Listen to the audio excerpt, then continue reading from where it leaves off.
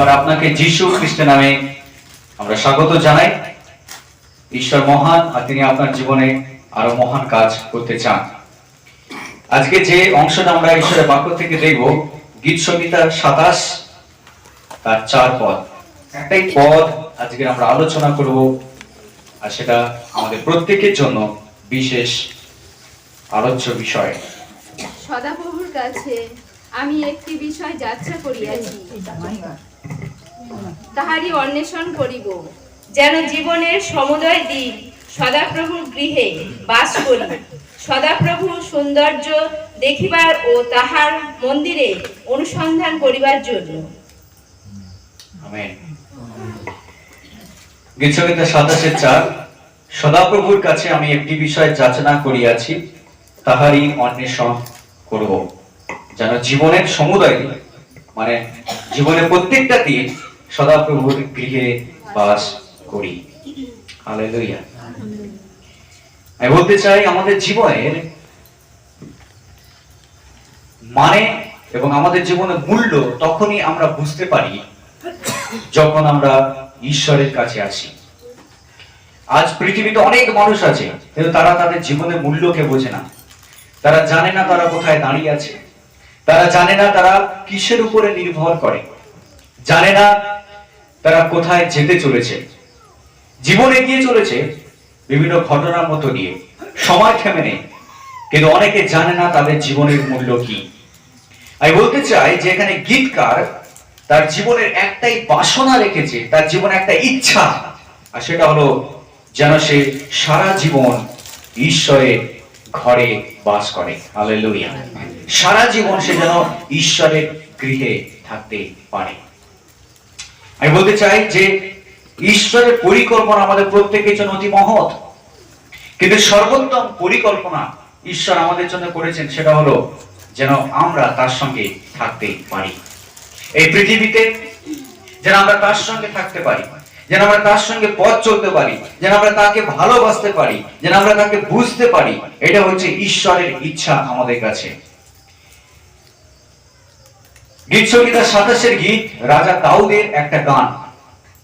আর রাজা দাউদ একটা গান করছে, আর সেই গানের মধ্যে, গীতের মধ্যে রাজা দাউদ নিজের একটা ভাবকে তিনি প্রকাশ করছেন, তিনি নিজের একটা ইচ্ছাকে প্রকাশ করছেন, আর একটা প্রার্থনা তিনি ঈশ্বরের কাছে করছেন যেন জীবনের প্রত্যেকটা দিন ঈশ্বরের গৃহে বাস করতে পারে। আমি বলতে চাই এটা তখনই সম্ভব যখন জীবনের অনেক অভিজ্ঞতার পরে, জীবনের অনেক যাত্রার পরে আমরা একটা জায়গায় গিয়ে উপস্থিত হই। জীবনে অনেক অভিজ্ঞতার পরে যখন আমরা একটা জায়গায় এসে দাঁড়াই, তখন আমাদের অনুভব হয় যে জীবনের আসল মানে কি এবং আমার কি দরকার। আর রাজা দাউদ সারা জীবন সে ঈশ্বরকে ভালোবেসেছে, তার জীবন অনেক সফলতা এসেছে, সে অনেক জায়গায় গেছে। ঈশ্বর তাকে সাধারণ একটা মেষ পালক থেকে তাকে একটা রাজায় পরিণত করেছেন। সে ছিল একটা রাখাল, কিন্তু এখন সে রাজা। তার জীবনে ছিল না কিছু, কিন্তু এখন সে সমস্ত ঐশ্বর্য পেয়েছে। বিভিন্ন জাতিকে সে পরাজিত করেছে, ঈশ্বর তাকে ক্ষমতা দিয়েছে। যখন সে যেত বাইরে, তার সঙ্গে রথ, ঘোড়া এবং সমস্ত সৈন্য তার সঙ্গে দৌড়াতো। আর রাজা দাউদ যখন ফিরে আসতো, তখন রাজ্যের লোকরা চিৎকার করে বলতো যে দাউদ হত্যা করেছে অযুত অযুত হাজার হাজার, অর্থাৎ রাজা দাউদকে তার অনেক উঁচুতে তুলতো, কারণ সে সাধারণ রাজা নয়, সে অনেক বিক্রমশালী রাজা। তার অনেক প্রভাব ছিল সমাজের উপরে। আর অনেক সফলতার পরে, অনেক ঐশ্বর্য পাওয়ার পরে, শুধু তাই নয়, রাজা দাউদ তার ঘর বানিয়েছিল সোনা দিয়ে। রাজা দাউদের ঘরে বিভিন্ন কাজ ছিল, সোনার কাজ। আর রাজা দাউদ অনেক ধনী রাজা ছিল, তার কাছে সম্পত্তির কোনো অভাব ছিল না, কারণ ঈশ্বর তার সঙ্গে সঙ্গে ছিলেন। আর ঈশ্বর বলছেন, দাউদ তুমি যেখানে যাবে আমি সেখানে থাকবো, আমি তোমাকে সফলতা দেব, আমি তোমাকে বিজয় দেবো। একটা যুদ্ধ রাজা দাউদ হেরে ফিরেনি, বিজয় করে ফিরেছে। হালেলুয়া। আর সেই দাউদ একটা জায়গায় উপস্থিত হওয়ার পরে, জীবনের অনেক যাত্রার পরে সে অনুভব করেছে তার জীবনে একটাই জিনিস প্রয়োজন, সেটা হলো সারা জীবন ঈশ্বরের গৃহে বাস করা। হালেলুয়া।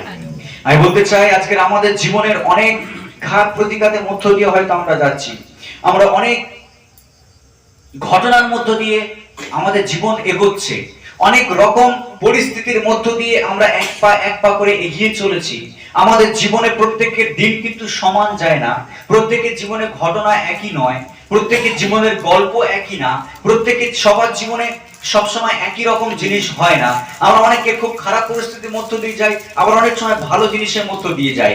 বিভিন্ন অভিজ্ঞতা আমাদের মধ্যে রয়েছে, কিন্তু যখন আপনি প্রকৃত অভিজ্ঞতা লাভ করার পরে জীবনের একটা জায়গায় গিয়ে দাঁড়ান, উপনীত হন, সেখানে দাঁড়িয়ে যদি আপনি চিন্তা করেন জীবন মানে কি, তখন আপনি হয়তো বুঝতে পারবেন রাজা দাউদ যেই কথা বলছে এটাই আমাদের জীবনের মানে, যেন আমি ঈশ্বরের ঘরে প্রত্যেকটা দিন থাকতে পারি। হালেলুয়া। আমি বলতে চাই আমাদের জীবনের মানে এখানেই লুকিয়ে রয়েছে, যখন আমরা বুঝতে পারবো যে ঈশ্বরের গৃহে থাকা মানে কি, ঈশ্বরের সঙ্গে থাকা মানে কি। এখানে লুকিয়ে রয়েছে, এই উক্তির মধ্যে লুকিয়ে রয়েছে জীবনের উদ্দেশ্য আর জীবনের মানে। সারা জগৎ ঘুরে আসবার পরে যদি কাউকে জিজ্ঞেস করা যায় যে আপনি কি লাভ করেছেন, সারা জগৎ ভ্রমণ করে আসবার পরে বিভিন্ন কালচার, বিভিন্ন সমাজ, বিভিন্ন সংস্কৃতি, বিভিন্ন জিনিসকে পাওয়ার পরে, বিভিন্ন খাবার খাবার পরে, বিভিন্ন দেশের বিভিন্ন লোকদের সঙ্গে মেশার পরে, যদি একজন মানুষ সারা জগৎকে ঘুরে আসবার পরে যদি এসে দাঁড়ায় এখানে আর তাকে জিজ্ঞেস করা যায় যে আপনি জীবনে কি লাভ করেছেন বা আপনি কি চান, তাহলে হয়তো রাজা দাউদের এই উক্তি তারও উক্তি হতে পারে, যদি সে ঈশ্বরকে চেনে, আমি আর কিছু চাই না, আমি কেবল ঈশ্বরের সঙ্গে থাকতে চাই। হালেলুয়া। প্রিয় বিশ্বাসী, ইয়োবও এই একই জিনিস অনুভব করেছে তার জীবনে। অনেক সম্পত্তি লাভ করবার পরেও বলা হয়েছে যে উজ দেশে ইয়োবের মতো আর কোন ধনী ব্যক্তি ছিল না। ইয়োবের মতো আর কোন ধনী ব্যক্তি ছিল না সেখানে। তার দেশে সেই একমাত্র ধনী ব্যক্তি ছিল। লোকে এক ডাকে তাকে চিনত, ইয়োব।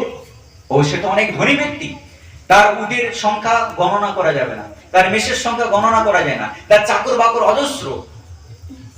ইয়োব রাজার মতো জীবন যাপন করত, জমিদারের মতো জীবন যাপন করত, কিন্তু ইয়োব জীবনের একটা জায়গায় পৌঁছেছিল যখন তার জীবনে বিভিন্ন রকম আঘাত আসে, যখন সে নিজের ঘরের সিংহাসন থেকে রাস্তায় নেমে আসে, যখন তার সমস্ত বন্ধু তাকে ছেড়ে দিয়ে চলে যায়, যখন সে ছায়ের গাদায় শুয়ে থাকে আর নিজের গা চুলকাতে থাকে, তখন ইয়োব অনুভব করেছিল উলঙ্গ আমি এসেছি, উলঙ্গই আমাকে ফিরতে হবে। যিনি দিয়েছেন তিনি দিয়েছেন, নিয়েছেন ধন্য তার নাম। যদি আমার কিছু চাওয়া থাকে, ঈশ্বরের সঙ্গে আমি বাঁচতে চাই। হালেলুয়া। আর ইয়োব বলছে যদিও আমার মাংস ঝরে যায়, যদি আমার দেহের সমস্ত ত্বক খসে যায়, তবু আমার হাড়, আমার অস্থি দ্বারা আমি ঈশ্বরকেই দেখতে চাই। হালেলুয়া। আমি বলতে চাই আমাদের জীবনের একটাই প্রার্থনা ঈশ্বরের কাছে, রাজা দাউদের মতো, যে আমরা ঈশ্বরের সঙ্গে আমাদের দিন অতিবাহিত করতে চাই। হালেলুয়া। আমি বলতে চাই যে এখানে যে লোকটা, এখানে রাজা দাউদের যে কথা, এটি হচ্ছে মানুষের সবথেকে বড় চাওয়া হতে পারে। একজন তৃষিত লোক যেমন আর কিছু চায় না বরং জল, ঠিক তেমনি আমাদের জীবনের একটা চাওয়া, সেটা হলো ঈশ্বরের সঙ্গে যেন আমরা দিন অতিবাহিত করতে পারি। আজকের অনেক কিছু হয়তো আপনি প্রার্থনা করেছেন, আপনি হয়তো অনেক চাওয়া ঈশ্বরের সামনে নিয়ে এসেছেন, অনেক রিকোয়েস্ট আপনি ঈশ্বরের কাছে করেছেন, আপনার জীবনে অনেক প্রার্থনা ছিল ঈশ্বরের কাছে, ঈশ্বর আমার এটা চাই, ঈশ্বর আমার ওটা চাই, ঈশ্বর আমার জীবনে তুমি একটা আশীর্বাদ করো। অনেক সময় আমরা দৌড়ে এসেছি ঈশ্বরের কাছে আশীর্বাদ পাওয়ার জন্য, অনেক সময় আমরা রোগের জন্য প্রার্থনা করতে বলেছি, অনেক সময় আমাদের জীবনের দুঃখকে আমরা অন্যের কাছে প্রকাশ করেছি আর ঈশ্বরের কাছে আমরা আশীর্বাদ প্রার্থনা করেছি।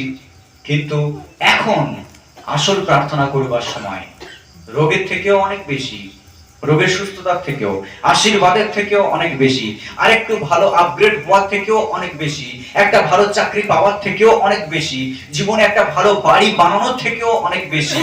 আমি বলতে চাই সব থেকে সুন্দর এবং সব থেকে উত্তম প্রার্থনা যেটা আমরা করতে পারি, সেটা হলো ঈশ্বর আমি তোমার সঙ্গে দিন কাটাতে চাই। হালেলুয়া।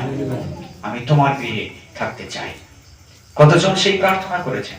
কতজনের মধ্যে সেই চাওয়া?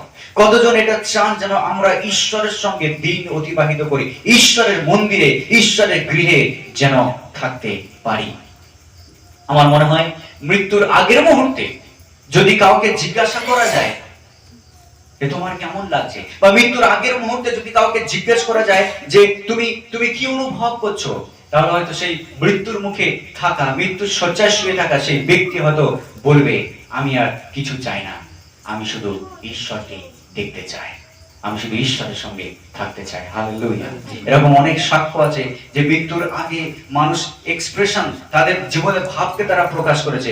মৃত্যুর আগে তারা এইরকম দেখেছে, মৃত্যুর আগে তারা অনুভব করেছে যে এই পৃথিবীতে এই সমস্ত কিছু কোনো লাভ নেই, এই পৃথিবীতে তো ধন সম্পদের কোনো লাভ নেই, এই সমস্ত কিছু ছেড়ে দিয়ে চলে যেতে হবে। মনে হয় ইয়োব যে কথা বলেছিল যে আমরা উলঙ্গ এসেছি উলঙ্গ ফিরে যাব, সেটা মানুষ তখন বেশি অনুভব করে যখন মৃত্যু তার সামনে চলে আসে, যে পৃথিবী থেকে সে কিছু নিয়ে যেতে পারছে না, কিন্তু শুধু একটা জিনিস, ঈশ্বর এবং ঈশ্বর। হালেলুয়া।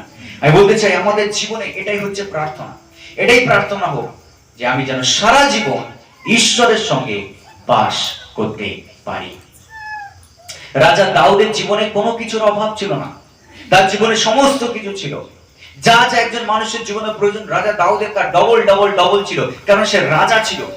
লোকে তাকে সম্মান করত, তাকে রাজা বলে প্রণাম করত, কিন্তু সেই রাজা দাউদ অনুভব করেছে তার জীবনের মানে থাকবে না যদি সে ঈশ্বরের সঙ্গে সময় অতিবাহিত না করে।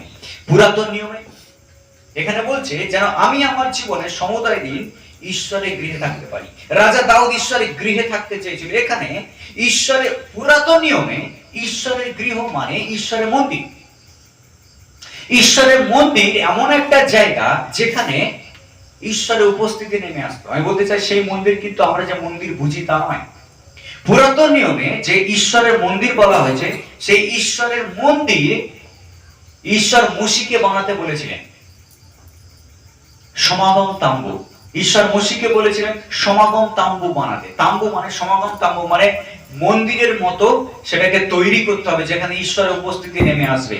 আর সেই সমাগম তাম্বুর মধ্যে ঈশ্বরের উপস্থিতি নেমে আসতো। যখন ইসরায়েল জাতির লোকরা যখন তারা বাইরে দাঁড়িয়ে থাকতো আর যাজক যখন প্রবেশ করতেন পবিত্র স্থান থেকে মেষের রক্ত নিয়ে মহাপবিত্র স্থানে, আর সেখানে যখন বেদির উপরে ঢেলে দিতেন, জ্বলন্ত বেদির উপরে সেই রক্তকে যখন ঢেলে দিতেন, তখন সমাগম তাম্বুর উপর থেকে ঈশ্বরের জ্যোতি এবং ঈশ্বরের মহিমা নিচে নেমে আসতো। ঈশ্বরের মহিমা নিচে নেমে আসতো।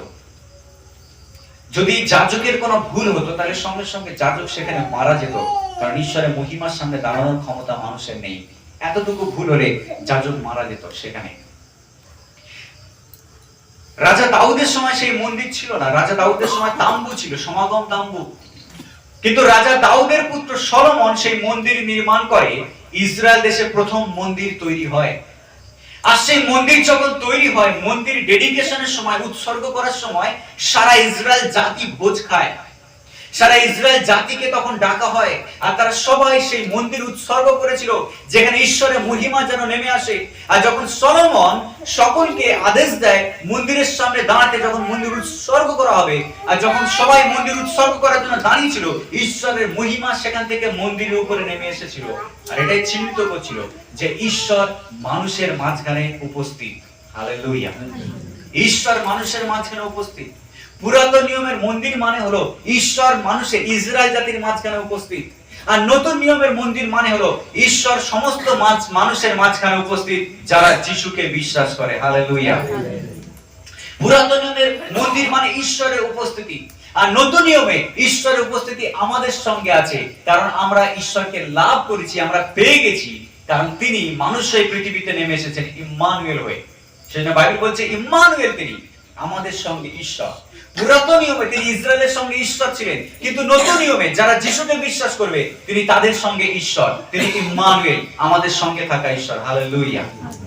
তাই সেই জন্য এখানে রাজা দাউদ যখন বলছে আমি জীবনের সমুদয় দিন যেন সদাপ্রভুর গৃহে থাকতে পারি, তার মানে রাজা দাউদ বলছে আমি যেন ঈশ্বরের উপস্থিতিতে থাকতে পারি, আমি যেন ঈশ্বরের সঙ্গে থাকতে পারি, আমি যেন ঈশ্বরের সঙ্গে পথ চলতে পারি।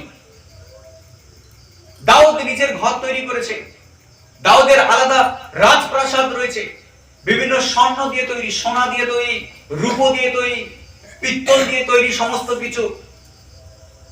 রাজা দাউদের কোনো কিছুর অভাব নেই। কিন্তু রাজা দাউদ কেন ঈশ্বরের মন্দিরে থাকতে চায়? কারণ সে ঈশ্বরের মন্দিরে থাকতে চায় ঈশ্বরের উপস্থিতিকে পাওয়ার জন্য। হালেলুয়া। আজ আমি বলতে চাই আমাদের জীবনের সবথেকে বড় ইচ্ছা কি? আপনার জীবনের সবথেকে বড় ইচ্ছা কি? কেন আপনি এখানে? কেন ঈশ্বর আপনাকে ডেকেছেন? শুধু সুস্থ হওয়ার জন্য নয়, কেন ঈশ্বর আপনাকে ডেকেছেন? শুধুমাত্র ঈশ্বর আশীর্বাদ পাওয়ার জন্য নয়, শুধু চাকরি পাওয়ার জন্য নয়, শুধুমাত্র জীবনে ভালো থাকবার জন্য নয়, যেন আপনি ঈশ্বরের সঙ্গে দিন অতিবাহিত করতে পারেন। হালেলুয়া। আপনার চাকরি স্বর্গে যাবে না আপনার সাথে, আপনার ভালো ঘর আপনার সঙ্গে স্বর্গে যাবে না, আপনার ভালো সুন্দর গুছানো সংসার আপনার সঙ্গে স্বর্গে যাবে না, কিন্তু যেটা আপনার সঙ্গে স্বর্গে যাবে সেটা হলো ঈশ্বরের সঙ্গে আপনার সম্পর্ক। হালেলুয়া। আমি বলতে চাই, এই পৃথিবীতে যদি আপনি ঈশ্বরের সঙ্গে সময় অতিবাহিত করেন, স্বর্গেও আপনি ঈশ্বরের সঙ্গে সময় অতিবাহিত করবেন। কিন্তু পৃথিবীতে যারা ঈশ্বরের সঙ্গে দিন অতিবাহিত করে না, তারা কিভাবে স্বর্গে ঈশ্বরের সঙ্গে দিন অতিবাহিত করবে? প্রিয় বিশ্বাসী, রাজা দাউদ বলছে, আমি আর কিছু চাই না, আমি সম্পত্তি চাই না, আমি সোনা চাই না, আমি অধিকার চাই না, আমি কর্তৃত্ব চাই না, আমি লোকের উপরে চাবুক চালাতে চাই না, আমি কিছুই চাই না এই পৃথিবীতে। একটাই জিনিস চাই, তবে ঈশ্বর আর তার সঙ্গে সময় অতিবাহিত। হালেলুয়া। আমি বলতে চাই, ঈশ্বর আজকে আপনাকে আমাকে বলছেন যেন আমরা তার সঙ্গে সময় অতিবাহিত করি। সেজন্য বলছে জীবনের সমুদয় দিন। আমরা অনেক সময় ভাবি ঈশ্বরের সঙ্গে একদিন যথেষ্ট, ঈশ্বরের সঙ্গে সপ্তাহে একবার যথেষ্ট, ঈশ্বরের সঙ্গে মাসে একবার যথেষ্ট, বা বছরে একবার চার্চে যাওয়াই যথেষ্ট, বড়দিন, গুড ফ্রাইডে, ইস্টার যথেষ্ট। প্রভু যীশু বলছেন, মানুষ কেবল রুটিতে বাঁচে না, কিন্তু ঈশ্বরের মুখের বাক্যে বেঁচে থাকে। আমি বলতে চাই, ঈশ্বর চান যেন আমরা তার উপরে নির্ভর করে বাঁচি। ঈশ্বরের গৃহে যাওয়া পুরাতন নিয়মে যেটা মন্দির, নতুন নিয়মে সেটা চার্চ নয়। পুরাতন নিয়মে মন্দির, নতুন নিয়মে আমরাই হচ্ছে মন্দির। সেজন্য বাক্য বলছে, তোমাদের দেহ কি পবিত্র আত্মার মন্দির নয়? তোমাদের দেহ কি পবিত্র আত্মার মন্দির নয়? চার্চ মন্দির নয়। চার্চ হচ্ছে সমষ্টি বা গোষ্ঠী, বিশ্বাসীদের একত্র হওয়া, এটা হচ্ছে চার্চ। চার্চ কোনো বিল্ডিং নয়। অনেক সময় আমরা চার্চকে বিল্ডিং বলে ভাবি, গির্জাকে বিল্ডিং বলে ভাবি। না প্রিয় বিশ্বাসী, গির্জা আপনি এবং গির্জা আমি, আমরা হচ্ছি চার্চ। আপনি হচ্ছেন ঈশ্বরের মন্দির। পুরাতন নিয়মে ইসরায়েল জাতির মধ্যে মন্দির স্থাপিত ছিল। নতুন নিয়মে মন্দির আমরা সঙ্গে করে বহন করি, সেটা হচ্ছে আপনি এবং আমি। আমরা যেখানে যাই পবিত্র আত্মা আমাদের সঙ্গে থাকেন, আমরা যেখানে যাই ঈশ্বর আমাদের সঙ্গে থাকে। তোমাদের দেহ কি পবিত্র আত্মার মন্দির নয়? আর তারপরে বলছে, যে এই মন্দিরকে নষ্ট করবে, ঈশ্বর তাকেও নষ্ট করবে। এই মন্দির নষ্ট করবার অধিকার আমাদের নেই।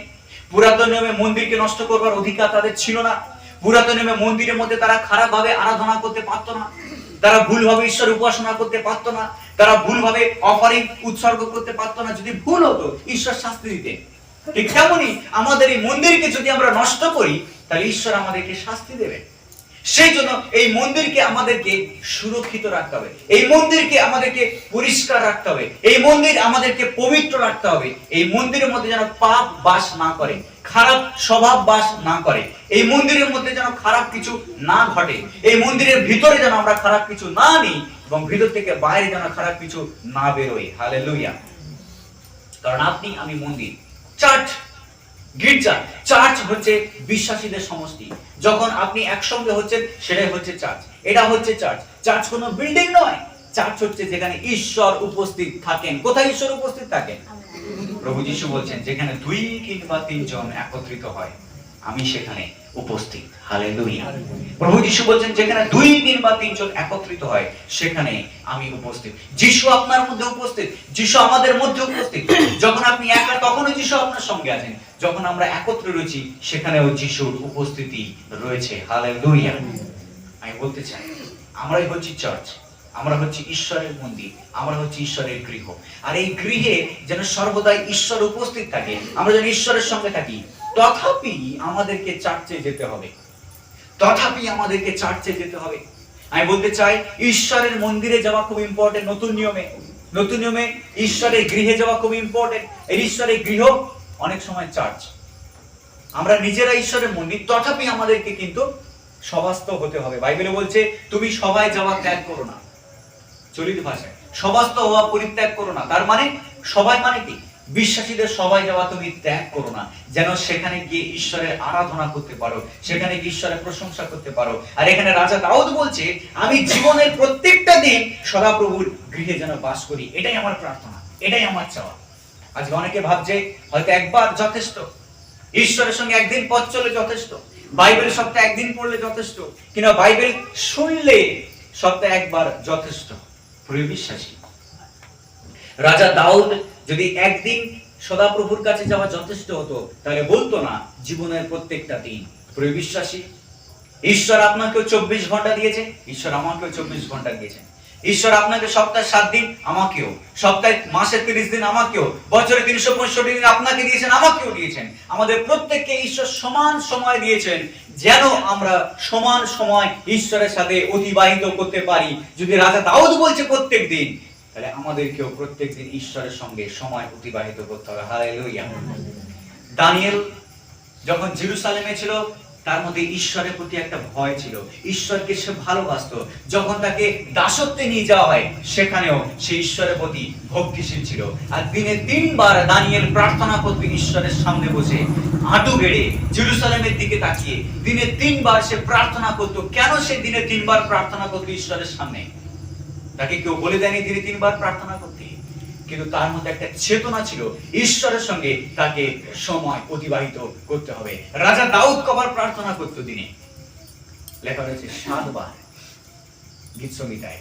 রাজা দাউদ 7 বার ঈশ্বরের আরাধনা করত দিনে, 7 বার ঈশ্বরের সামনে বসতো। কারণ 7 সংখ্যা পূর্ণ সংখ্যা বাইবেল অনুসারে।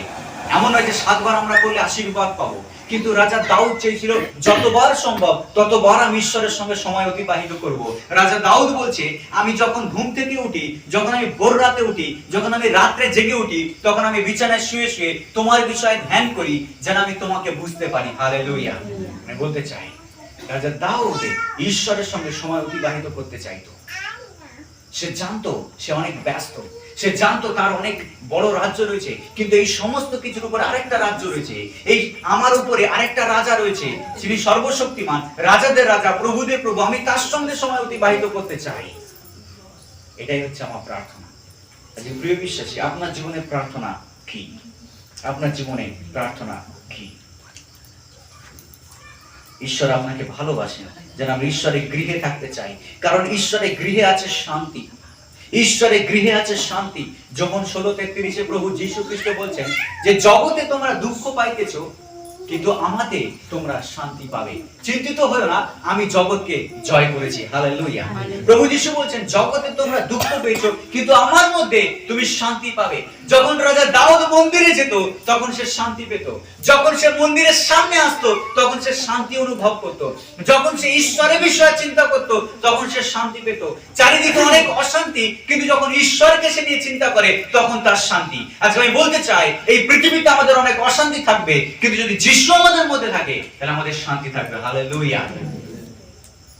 অনেক সময় আপনি হয়তো দুশ্চিন্তিত, অনেক সময় আপনি বুঝতে পারছেন না কি করতে হবে, অনেক রকম খারাপ ঘটনা আপনার সামনে ঘটে যাচ্ছে, অনেক দুশ্চিন্তিত আপনি পরিবারকে নিয়ে। আমি বলতে চাই, যত বেশি আপনি দুশ্চিন্তা নিয়ে চিন্তা করবেন, তত বেশি চিন্তা আপনার বাড়বে। যত বেশি আপনি টেনশনকে নিয়ে টেনশন করবেন, টেনশন কমবে না, টেনশন বাড়বে। সেটা হবে হাইপার টেনশন। পরিবিশ্বাসে অনেক সময় আমরা চিন্তা করে উদ্ধার করার চেষ্টা করি, কিন্তু আমরা চিন্তা ঈশ্বরকে দিই না। অনেক সময় আমরা নিজেদের শক্তিতে, নিজেদের ক্ষমতায় আমাদের সমস্যার সমাধান করার চেষ্টা করি, ঈশ্বরকে আমাদের জীবনে কাজ করতে দিই না। কিন্তু বাক্য বলছে, যখন আমরা ঈশ্বরের সামনে আসবো, যেন আমাদের সমস্ত চিন্তা ভাবনা ভার তাকে দিয়ে দিই। যিশু বলছেন, তুমি তোমার ভাবনার ভার আমার উপরে দাও, তোমার চিন্তা ভাবনা ভার তার উপরে ফেলে দাও, বোঝা তার উপরে ফেলে দাও, তিনি তোমার জন্য চিন্তা করেন। যিশু যদি চিন্তা না করতেন, তাহলে এই কথা লেখা থাকতো না। বাইবেলে লেখা রয়েছে তিনি আমাদের জন্য চিন্তা করেন। সেজন্য আমরা যেন আমাদের চিন্তা ভাবনা ভার তার উপরে ফেলে দিই। কি খাবেন কালকে, কি পরবো, কি খাবো, কোথায় যাব, এইসব বিষয় নিয়ে যেন আমরা চিন্তা না করি। চিন্তা একজন করবেন আপনার জন্য, প্রভু যীশু খ্রিস্ট। সেজন্য বলছে জগতে তোমরা দুঃখ পাবে, ক্লেশ পাবে। জগৎকে নিয়ে যদি বাঁচার চেষ্টা করেন, আরো বেশি দুঃখিত হবে, কিন্তু আমার মধ্যে তোমরা শান্তি পাবে। যিশু বলছেন জগতে তোমরা দুঃখ পাবে, কিন্তু যিশুর মধ্যে আপনি সত্যিকারের শান্তি পাবেন। প্রভু, আমি তোমার গৃহে থাকতে চাই। আজকে রাজা দাউদের মতো এটাই আমার প্রার্থনা হওয়া উচিত। রাজা দাউদের মতো এটাই আমাদের প্রার্থনা হওয়া উচিত, যেন আমরা ঈশ্বরের গৃহে থাকি। কেন ঈশ্বরের গৃহে থাকবো? কারণ সেখানে আছে সুরক্ষা, কি আছে সেখানে? সুরক্ষা। ঈশ্বরের গৃহে আছে সুরক্ষা। আমি বলতে চাই বাইবেল বলছে ঈশ্বর হচ্ছেন আমাদের স্ট্রং টাওয়ার। ঈশ্বর হচ্ছেন আমাদের স্ট্রং টাওয়ার, তিনি আমাদের রেফিউজ, তিনি আমাদের আশ্রয়, তিনি আমাদের দুর্গ। আপনি জানেন পুরাতন নিয়মে, পুরাতন সময় ইতিহাসে আমরা দুর্গের কথা পড়েছি, বিভিন্ন দুর্গ। হ্যাঁ, ইতিহাসে রাজারা দুর্গ নির্মাণ করত। দুর্গ কেন নির্মাণ করা হয়? একটা নগরকে রক্ষা করবার জন্য দুর্গ নির্মাণ করা হয়। সেই দুর্গে কারা থাকে? দুর্গে সৈনিকরা থাকে।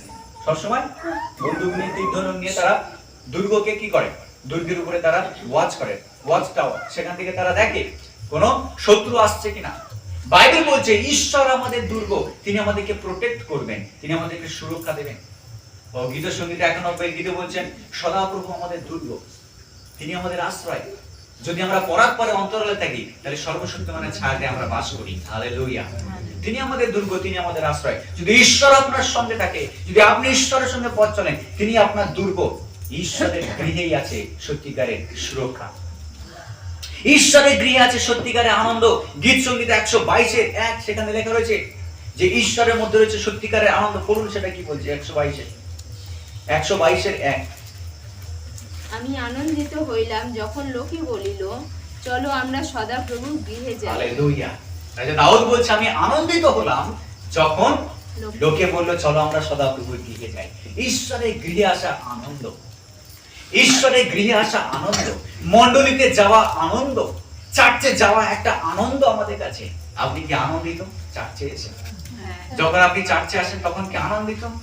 যখন সোমবার আসে তখন আপনার মধ্যে কি আনন্দ আসে না দুঃখ আসে? আমি জানি অনেকের মধ্যে দুঃখ আসে যখন আমরা চার্চে যাওয়ার সময় আসে। অনেকে হয়তো আসতে চায় না কোনো রকম ভাবে, যদি না গেলে কিছু বলে তারা, যদি না গেলে পরের সপ্তাহে জিজ্ঞেস করে কেন আসনি। অনেকে হয়তো ভয়ে আসে, অনেকে হয়তো ইচ্ছা নেই তবুও লোকের মন রাখতে আসে। আমি বলতে চাই ঈশ্বরের গৃহে আসা যদি আমাদের কাছে আনন্দ না হয় তাহলে কোনো লাভ নেই। ঈশ্বরের গৃহে আসা যদি আমাদের কাছে একটা আনন্দের বিষয় না হয় তাহলে কোনো লাভ নেই। ঈশ্বরের গৃহে আসা আমাদের কাছে আনন্দের বিষয় হওয়া দরকার। চার্চে যাওয়া আমাদের কাছে একটা আনন্দের কারণ হওয়া দরকার। আমি চার্চে যাচ্ছি, ঈশ্বরের গৃহে যাচ্ছি, সহভাগিতায় যাচ্ছি, এটা একটা আনন্দ।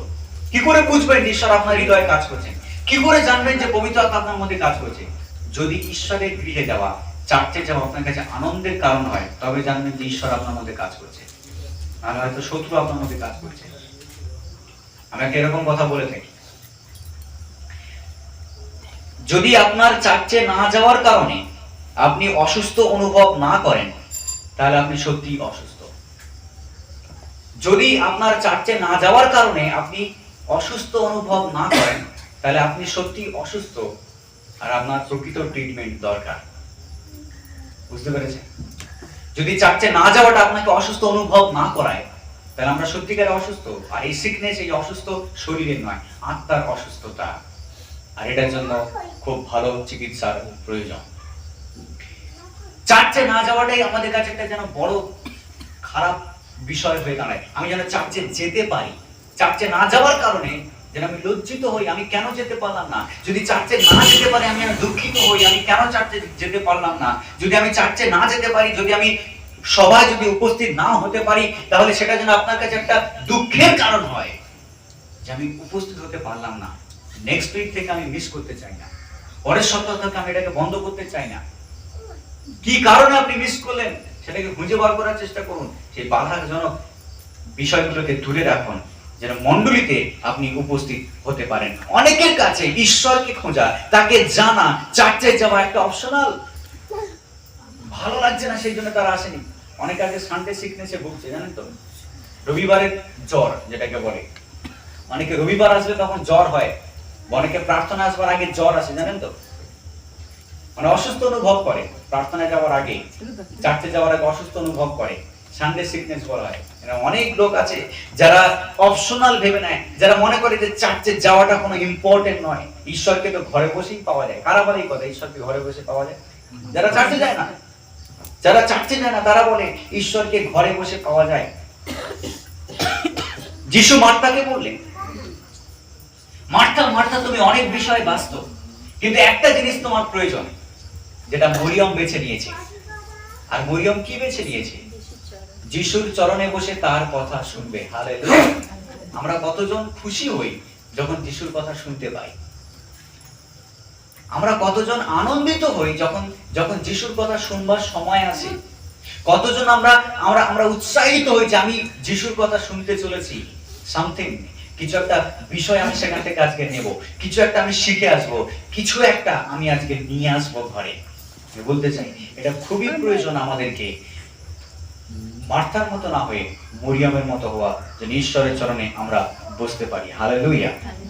আর এখানে বলছে, দেখুন রাজা দাউদ বলছে যেন সমুদয় দিন আমি ঈশ্বরের গৃহে থাকতে পারি, যেন ঈশ্বরের গৃহে আমি বাস করতে পারি, সদাপ্রভু সৌন্দর্য দেখিবার ও তাহার মন্দিরে অনুসন্ধান করিবার জন্য। কি করার জন্য? সদাপ্রভুর সৌন্দর্য দেখিবার জন্য, ঈশ্বরের সৌন্দর্য দেখবার জন্য, যেন আমি সারা জীবন ঈশ্বরের গৃহে বাস করি। আমি ঈশ্বরের গৃহে বাস করবো আর ঈশ্বরের সৌন্দর্যকে আমি দেখবো। হালেলুয়া। আমরা কতজন ঈশ্বরের সৌন্দর্য দেখতে চাই? কতজন ঈশ্বরের বিউটি আমরা দেখতে চাই?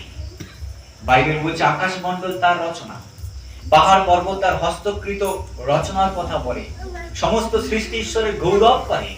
আপনি জানেন পৃথিবী কত সুন্দর? আপনি জানেন পাহাড় পর্বত কত সুন্দর? আপনি জানেন কত সুন্দর এই পৃথিবী? যখন আমরা ডিসকভারি চ্যানেল করি, ন্যাশনাল জিওগ্রাফি, যখন আমরা টিভিতে দেখি, কত সুন্দর আপনি জানেন এই জগৎ। 3 ভাগ জল 1 ভাগ স্থল, 1 ভাগ স্থল এত সুন্দর, 3 ভাগ জল, জলের নিচে কত সুন্দর একটা জগৎ রয়েছে আপনি জানেন? সারা পৃথিবী কত সুন্দর। আপনি জানেন আকাশ মণ্ডল কত সুন্দর? কিছু কিছু ছবি, কত সুন্দর আকাশ মণ্ডল, গ্যালাক্সি, কত সুন্দর তারা, তারকা মণ্ডল। এই সারা বিশ্ব ব্রহ্মাণ্ড এত যদি সুন্দর হয়, তাহলে আমাদের সৃষ্টিকর্তা আরো কত সুন্দর। হালেলুয়া। তিনি আরো কত সুন্দর। রাজা দাউদ বলছে আমি ঈশ্বরের গৃহে থেকে তার সৌন্দর্যকে দেখতে চাই। রাজা দাউদ অনেক সৌন্দর্য দেখেছে, তার রাজপ্রাসাদের বিউটি সে দেখেছে। এত সুন্দর রাজপ্রাসাদ, এত সুন্দর হস্তকৃত রচনা, মানুষ তৈরি করেছে, এত এত সুন্দর করে সারা ইসরায়েল দেশে সে রাজত্ব করেছিল। রাজা দাউদ বিভিন্ন রাজাকে পরাজিত করেছে। এত সুন্দর, মানে রাজা দাউদ নিজে সুন্দর ছিল আর তার রাজ্যও খুব সুন্দর ছিল। তথাপি রাজা দাউদ বলছে এই সব সৌন্দর্য নয়, আমি ঈশ্বরের সৌন্দর্য দেখতে চাই তার গৃহে। হালেলুয়া। এর থেকে বড় আকাঙ্ক্ষার বিষয় কি থাকতে পারে? ঈশ্বর সুন্দর, তিনি সুন্দর শুধু রূপে নন, তিনি সুন্দর শুধু রূপে নন, তিনি সুন্দর তার ব্যবহারে। ঈশ্বর সুন্দর তার ক্যারেক্টারে, তার চরিত্রে, তিনি সবার সুন্দর। প্রভু যিশু বলছেন তোমাদের মধ্যে কি আছে যে আমার এতটুকু পাপ বের করে দেখাতে পারে? তোমাদের মধ্যে কি আছে যে আমার পাপ বের করে দেখাতে পারে? তার মধ্যে কোনো পাপ নেই, তিনি নিষ্পাপ নিষ্কলঙ্ক, তিনি এত সুন্দর, তার রক্তে কোনো পাপ নেই, তিনি নিষ্পাপ নিষ্কলঙ্ক। আপনি জানেন পুরাতন নিয়মে যখন কোনো মেষকে খুঁজে বের করা হতো বলি দেওয়ার জন্য, তাকে হতে হতো নিষ্কলঙ্ক, কোন রকম খুঁত যেন সেই মেষের মধ্যে না থাকে, সুন্দর মেষ। যিশু তেমন নিষ্কলঙ্ক, তার রক্তে কোনো পাপ ছিল না। কিন্তু লেখা রয়েছে তার সম্পর্কে যে তার রূপ নেই বা তার শোভা নেই যে আমরা তাকে দেখি। যিশাইয়া 53 লেখা রয়েছে তার রূপ নেই বা তার শোভা নেই যে আমরা তাকে দেখি। তিনি অবজ্ঞাত, মানুষের দ্বারা ত্যায্য, তিনি নিন্দিত, অত্যাচারিত হলেন, তার রূপকে বিকৃত করে দেওয়া হলো, মেরে মেরে তার রূপকে বিকৃত করে দেওয়া হলো, তাকে আর দেখবার মতো ছিল না, তার মাংসগুলো সব উঠে উঠে এসেছিল। আর সেই সমস্ত কিছু হয়েছে শুধুমাত্র আমাদের জন্য। যিনি বিশ্ব ব্রহ্মাণ্ডকে বানিয়েছেন তিনি কত সুন্দর, তাহলে তিনি কেন সেই সৌন্দর্য ছেড়ে মানুষ হয়ে, সাধারণ মানুষ এই পৃথিবীতে এলেন আর গোয়াল ঘরে গরু ছাগলের সঙ্গে জন্মগ্রহণ করলেন? কেন? আমাদেরকে সেই সৌন্দর্য দেবার জন্য। হালেলুয়া। আমাদেরকে সৌন্দর্য দেবার জন্য তিনি নিজেকে খালি করলেন যেন আমরা সেই জায়গায় এসে পূর্ণ হতে পারি। হালেলুয়া। তিনি নিজেকে ত্যাগ করে দিলেন যেন আমরা সেখানে যেতে পারি। যে জায়গা আমাদের নেওয়ার ছিল তিনি সরিয়ে দিলেন, সেই জায়গা নিজে নিলেন, অত্যাচারিত হলেন, মারা গেলেন যেন আমরা তার সঙ্গেও উঠতে পারি। হালেলুয়া। প্রভু যীশু খ্রিস্ট আমাদেরকে সুন্দর করেছেন। আজকে আপনি জানেন আমরা ঈশ্বরের সিংহাসনের সামনে আসতে পারি, আমরা ঈশ্বরের মহিমার সামনে আসতে পারি। পুরাতন নিয়মে কারো ক্ষমতা ছিল না ঈশ্বরের মহিমার সামনে সে দাঁড়াবে গিয়ে। যখন সিনাই পর্বতে মোশে যখন ঈশ্বরের গৌরবকে, সিনাই পর্বতের উপরে মোশে উঠে গেছে আর ইসরায়েল জাতি নিচে দাঁড়িয়ে আছে, সিনাই পর্বতের উপর ঈশ্বরের মহিমা নেমে এসেছে। ঈশ্বরের মহিমা মানে তাকানোর ক্ষমতা কারো ছিল না, সূর্য থেকেও তেজ মহিমা সেখানে নেমে এসেছে। সেই মহিমা ঘুরছে এরকম আগুনের এবং তেজময় একটা বায়ু ঘুরছে, সেখানে দেখবার ক্ষমতা কারোর ছিল না। আর সেখানে পর্বত কেঁপে উঠেছে, আর লেখা রয়েছে যে ঈশ্বর মসিকে বলছে, মসি সকলকে সাবধান করো, কেউ যেন পাহাড়ের পাদদেশে না আসে। যদি কেউ সেই পাহাড়টাকে স্পর্শ করে তাহলে সেও হত হবে, সেও এমনকি যদি কোনো পশু স্পর্শ করে সেও হত হবে। এত মহিমা ঈশ্বরের, এত গৌরব ঈশ্বরের, আর সেই গৌরবের মহিমার ঈশ্বর আজকের আমাদের সঙ্গে রয়েছেন। হালেলুয়া। আর তিনি বলছেন আমাদেরকে তিনি অধিকার দিয়েছেন যেন আমরাও ঈশ্বরের মহিমার সামনে আসতে পারি। মসি ঈশ্বরের সামনে যখন দাঁড়িয়েছিল, ঈশ্বর বলছে, মসি তুমি আমার মহিমাকে দেখতে পাবে না, আমার মহিমাকে দেখলে তুমি বাঁচবে না, সেজন্য তুমি পাহাড়ের পাদদেশে তুমি লুকিয়ে থাকো, এখানে আমি তোমাকে হাত দিয়ে ঢাকবো যখন আমি তোমার থেকে পাস হব। এলিওকেও ঈশ্বর এলিওকে এই কথা বলেছিলেন, তিনি মসিকেও দেখেছিলেন মহিমা, কিন্তু এলিওকে তিনি বলছেন আমি যখন যাব তোমার সামনে দিয়ে, তখন আমি কি করব, আমি হাত দিয়ে তোমাকে ঢেকে দেব, যেন আমার মহিমা দেখবার পরে তোমার মৃত্যু না হয়। আর মসি যখন সিনাই পর্বত থেকে নেমে এসেছিল, ঈশ্বরের মহিমা চলে গেছে, কিন্তু ঈশ্বরের কাছে থাকবার জন্য মসির মুখেও সেই মহিমা নেমে এসেছে। মসি যখন পাহাড় থেকে নেমে আসলো, তার মুখ ঢাকতে হয়েছিল, কারণ তার মুখ সূর্যের মতো উজ্জ্বল হয়ে গেছিল। কয়লা যখন আগুনের কাছে আসে তখন কয়লা লাল হয়ে যায়, তাই না? আগুনের জ্বললে কয়লা কি হয়, লাল হয়ে যায়। মসিও ঠিক সেরকম ঈশ্বরের কাছে আসবার জন্য তার মুখ আগুনের মতো হয়ে গেছিল, কেউ তার মুখকে দেখতে পাচ্ছিল না, মসিকে ঢাকতে হয়েছিল সেই মুখকে, এত তেজ সেই মুখে ছিল। আমি বলতে চাই সেই একই তেজ ঈশ্বর আমাদেরকে দিয়েছেন। হালেলুয়া। ঈশ্বর আর দূরে নেই, ঈশ্বর আর সিনাই পর্বতে নেই, ঈশ্বর আর সেই মন্দিরে নেই, ঈশ্বর স্বয়ং আমাদের মধ্যে উপস্থিত। হালেলুয়া। আর বাইবেলে লেখা রয়েছে হিব্রিয়তে যে আমরা সাহস নিয়ে এবং অধিকার নিয়ে ঈশ্বরের মহিমা সিংহাসনের সামনে আসি, কারণ সেই অধিকার ঈশ্বর আমাদেরকে দিয়েছেন। ঈশ্বরের সামনে এসে আমরা তার কাছে প্রার্থনা করি, ঈশ্বর তুমি আমাদেরকে দাও। হালেলুয়া। সেই অধিকার যিশু আমাদেরকে দিয়েছেন তার রক্ত দ্বারা। আর এখানে বলছে সেই সৌন্দর্য যেন আমি সারা জীবন দেখতে পাই ঈশ্বরের মন্দিরে। হালেলুয়া। আমরা কতবার সেই সৌন্দর্য দেখবার চেষ্টা করি, প্রভু তোমার গৌরব আমাকে দেখাও, তোমার মহিমা আমাকে দেখাও, আমি তোমার গৌরবকে, তোমার মহিমাকে দেখতে চাই। হ্যাঁ, ঈশ্বর মহিমান্বিত, ঈশ্বর মহিমাময়। যখন তিনি কাউকে সুস্থ করেন এটা মহিমা ঈশ্বরের, যখন তিনি কাউকে আশীর্বাদ করেন এটা ঈশ্বরের মহিমা, যখন তিনি কাউকে তোলেন বিছানা থেকে এটা ঈশ্বরের মহিমা, যখন তিনি কাউকে তোলেন খারাপ জায়গা থেকে এটা ঈশ্বরের মহিমা, যখন তিনি আশীর্বাদ করেন আমাদেরকে যেখানে আমি যোগ্য ছিলাম না, এটাও ঈশ্বরের মহিমা। গত এক মাসে আমি ঈশ্বরের মহিমা দেখেছি, যে ঈশ্বর কত মহান। এতে আমার কোনো ভূমিকা নেই, এতে আমার কোনো কন্ট্রিবিউশন নেই, আমি জানি না আমি কতটা ঈশ্বরের জন্য আমি করতে পারছি, কিন্তু ঈশ্বরের মহিমা। এক মাসের মধ্যে আমার প্রার্থনা ছিল, প্রভু তুমি আমাকে কসবায় মণ্ডলী তৈরি করবার ক্ষমতা দাও, কসবায় তুমি মণ্ডলী তৈরি করো। এটা শুধু আমার প্রার্থনা ছিল, আমি জানতাম না কিভাবে করব। আমি প্রার্থনা করেছি 3 বছর ধরে। আমি প্রার্থনা করতাম হাঁটুর উপরে, আমি প্রার্থনা করতাম রাতে বেলা, আমি প্রার্থনা করতাম হাত তুলে, এবং আমি অ্যাক্রোপলিস ওই এলাকা আমি ভোরবেলা প্রার্থনা করতে যাই, প্রেয়ার ওয়াক, প্রার্থনা করে করে আমি হেঁটে হেঁটে প্রার্থনা করতাম। কিছুদিন প্রার্থনা বন্ধ হয়ে গেছে, আমি আর সেটা করিনি, কারণ আমাদের একটা বিশ্বাস ছিল যে ঈশ্বর প্রার্থনা শুনেছেন, তিনি পূর্ণ করবেন একটা সময়। আর ঈশ্বর সুযোগ দিয়েছেন, 1 মাসের মধ্যে 3টে পরিবার, হিন্দু পরিবার, তারা প্রভুকে বিশ্বাস করেছে। কিভাবে? একদিন আমরা বেরিয়েছি, একদিন প্রথম দিন হ্যান্ডবিল বিলি করা হয়েছে, প্রথম দিনই একজন আমাকে ফোন করেছে এবং তাদের বাড়িতে প্রার্থনার জন্য ডেকেছে। আমি যে বাড়িতে প্রার্থনা করেছি তারা যিশুকে বিশ্বাস করে নিয়েছে, তারা যিশুকে বিশ্বাস করে নিয়েছে পুরোপুরি হিন্দু পরিবার থেকে, কিন্তু তারা প্রভুকে বিশ্বাস করেছে। তাদের থেকে আরো একটা পরিবার, তাদের থেকে আরেকটা পরিবার, এবং এই সপ্তাহে আরো 2টো নতুন পরিবার আসতে চলেছে। আমি ভেবেছি এটা হয়তো সম্ভব নয়, কিন্তু আমার মধ্যে একটা বিশ্বাস ছিল যে ঈশ্বর আমাকে এই দর্শন দিয়েছেন, তিনি পূর্ণ করবেন। আমার এতে কোনো ভূমিকা নেই, আমি প্রার্থনা বন্ধ করে দিয়েছি, কিন্তু ঈশ্বর তার কাজকে বন্ধ করেনি। হালেলুয়া। ঈশ্বর তার কাজকে করে যাচ্ছেন, আর সেখানে মণ্ডলী তৈরি হয়েছে, এবং যে মণ্ডলীর জন্য আমি প্রার্থনা করেছিলাম ঈশ্বরের সামনে বসে, আর সেই মণ্ডলী তৈরি হয়েছে। আর ঈশ্বর আমাদেরকে দর্শন দিয়েছিলেন যেন আমরা প্রার্থনা করি, কারণ সেখানে শয়তানের শক্তি অনেক প্রবল ওই জায়গায়। আর যখন আমরা প্রার্থনা করে একদিন শুই, আমার ওয়াইফ স্বপ্ন দেখে যে অ্যাক্রোপলিস হচ্ছে সেন্টার কসবায়, আর স্বপ্ন দেখে যে সেই অ্যাক্রোপলিসের উপরে রেড ড্রাগন সেটাকে জড়িয়ে ধরে রেখে দিয়েছে, আর সেটা লোকে গ্রাস করতে চাইছে, কাউকে ঈশ্বরের কাছে আসতে দিতে চাইছে না। আমরা আরো প্রার্থনা করি যেন ঈশ্বরের শক্তিতে সেই শয়তানের শক্তি নষ্ট হয়, যেন মানুষ প্রভুকে জানতে পারে, যেন এখানে চার্চ তৈরি হয়। আর ঈশ্বর সেই সুযোগ আমাকে দিয়েছেন তা করবার।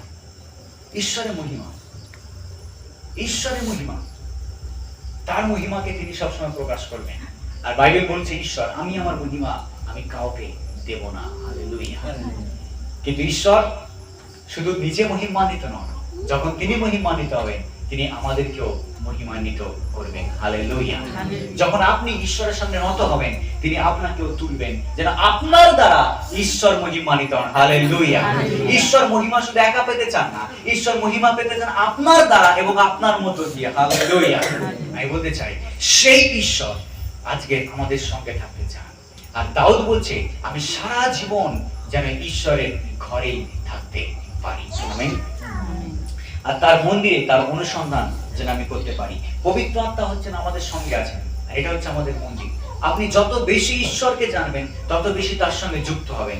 এই মন্দির যেন ঈশ্বরের মহিমায় পূর্ণ হয়, তাই না? যেন আমি ঈশ্বরের মহিমা দেখতে পাই, আর কি ঈশ্বরের সৌন্দর্য দেখবার জন্য, আর তার মন্দিরে অনুসন্ধান করবার জন্য। মন্দিরে কি অনুসন্ধান করে লোক? পুরাতন নিয়ম মন্দিরে কি খুঁজবার জন্য যেত লোক? ঈশ্বরের উপস্থিতি, ঈশ্বরের আশীর্বাদকে খুঁজবার জন্য যেত। আর বাইবেল ঈশ্বর বলছেন আর দেখো আমি তোমার সঙ্গে সঙ্গে আছি সারা জীবন, আমি স্বয়ং তোমার সঙ্গে আছি। তারা মন্দিরে যেত ঈশ্বরকে খুঁজবার জন্য, কিন্তু নতুন নিয়মে আমাদের কাছে স্বয়ং ঈশ্বর নেমে এসেছেন। আমাদেরকে ঈশ্বরকে খুঁজতে যেতে হবে না, তিনি আমাদের সঙ্গে আছেন। শুধু তাকে বুঝতে হবে। হালেলুয়া। তাকে আরো চিনতে হবে, তাকে আরো জানতে হবে। বাইবেল বলছে ঈশ্বরের শ্রীমুখকে খুঁজে। আমরা খুঁজি ঈশ্বরকে, আমরা তার মুখকে খুঁজি। প্রভু তোমার মুখকে আমার প্রতি উজ্জ্বল করো, আমি দেখতে চাই তোমার মহিমা। হালেলুয়া। সেই একই দাউদ গীত সংহিতা 23:6 সে বলছে, কি বলছে গীতা 23? আর কেবল মঙ্গল ও দয়ায় আমার জীবনের সমুদয় দিন আমার অনুচর হইবে, আর আমি সদা প্রভুর গৃহে চিরদিন বসতি করিব। হালেলুয়া। আমরা পড়েছি দাউদ বলছে আমি যেন ঈশ্বরের গৃহে সারা জীবন থাকতে পারি। আর এখানে দাউদ বলছে আমি যেন সদাপ্রভুর গৃহে চিরদিন বাস করতে পারি। আমি বলতে চাই সদাপ্রভুর গৃহে আমরা যেমন এখনো বাস করছি, তাই না? প্রভু যিশু কি বলছেন? স্বর্গরাজ্য তোমাদের মধ্যেই উপস্থিত। আমরা ঈশ্বরের রাজ্যের মধ্যে, আমরা ঈশ্বরের মন্দিরে বাস করছি। ঈশ্বর আমাদের মধ্যে বাস করছেন, আমরা ঈশ্বরের মধ্যে বাস করছি। যিশু বলছেন তুমি আমার মধ্যে এবং আমি তোমাদের মধ্যে, তবেই তোমরা অনেক ফলবন্ত হতে পারবে। আমরা এখন যেমন ঈশ্বরের সঙ্গে রয়েছি, অনন্তকাল যেন ঈশ্বরের সঙ্গে থাকতে পারি। রাজা দাউদ বলছে আমি শুধু এখন নয়, কিন্তু আমার জীবনের চিরদিন আমি সদাপ্রভুর গৃহে বাস করব। হালেলুয়া। আমরাও ঈশ্বরের সঙ্গে চিরদিন তার সঙ্গে বাস করব। যদি এই পৃথিবীতে আপনি ঈশ্বরের সঙ্গে বাস করেন, যদি পৃথিবীতে আপনি ঈশ্বরের মন্দিরে থাকেন, যদি পৃথিবীতে আপনি ঈশ্বরকে ধরে রাখেন, তার অনন্তকাল আপনি ঈশ্বরের সঙ্গে বাস করবেন। হালেলুয়া। হালেলুয়া। এখানে দাউদের যে প্রার্থনা আমি যেন ঈশ্বরের গৃহে চিরদিন থাকতে পারি, মানে শুধু এই জীবনে নয়, এই জীবন গত হয়ে যাবে, শেষ হয়ে যাবে। এই জীবন শেষ হয়ে যাওয়ার পরে যে জীবন আছে সেখানেও আমি ঈশ্বরের সঙ্গে চিরকাল থাকবো। হালেলুয়া। ঈশ্বর আমাদের প্রত্যেককে আশীর্বাদ।